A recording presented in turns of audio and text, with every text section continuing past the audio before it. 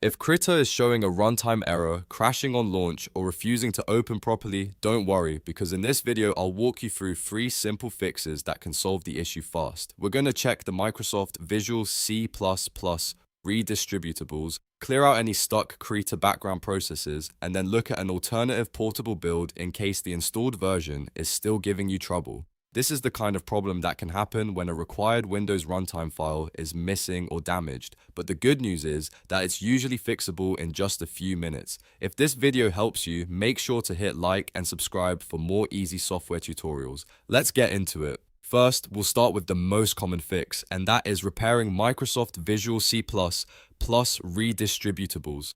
Krita relies on certain C++ runtime libraries to work properly with Windows. If one of those libraries is damaged or missing, you can get a runtime error, missing DLL message, or an instant crash when you try to launch the app. To begin, press the Windows key and the R key at the same time to open the Run dialog box. In the box, type appwiz.cpl and press Enter. This will open your installed applications list in Control Panel. Once that list appears, scroll through and look for Microsoft Visual C++ Redistributable entries. You may see more than one version installed, and that is completely normal. What you want to do is find the most recent versions, usually the x64 and x86 packages. Right-click each one, choose Change, and then select Repair. If Windows asks for permission, allow it to continue. Let the repair process finish before moving to the next one. This step can replace damaged runtime files and restore the missing components Krita needs to run. If you do not see the redistributables installed at all, then the repair option will not help because the files are missing completely. In that case, go to Microsoft's official download page and install the latest supported Visual C++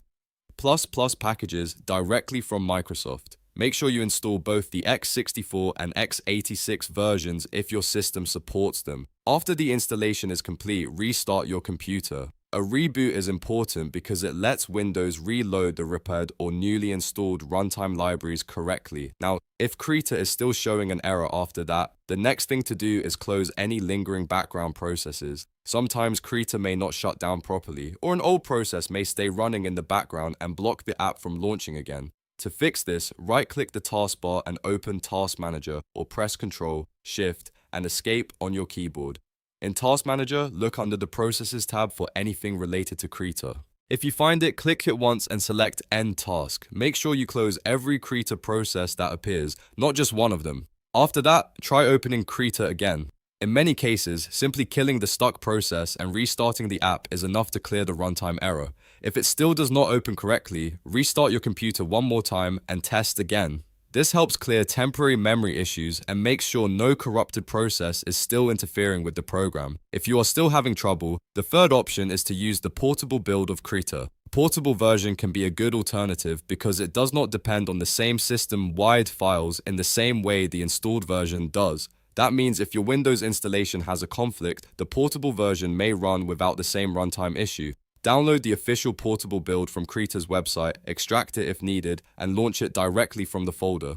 This can be especially useful if you need Krita working immediately while you continue troubleshooting the installed version. So to recap, if you get a Krita runtime error, first repair or reinstall Microsoft Visual C++ Redistributables, then end any stuck Krita background tasks in Task Manager, and finally try the portable build if the regular installation still fails. One of these fixes usually solves the problem for good. If this tutorial helped, please give it a like, subscribe for more helpful fixes, and leave a comment if you want more troubleshooting videos like this. Thanks for watching, and I'll see you in the next one.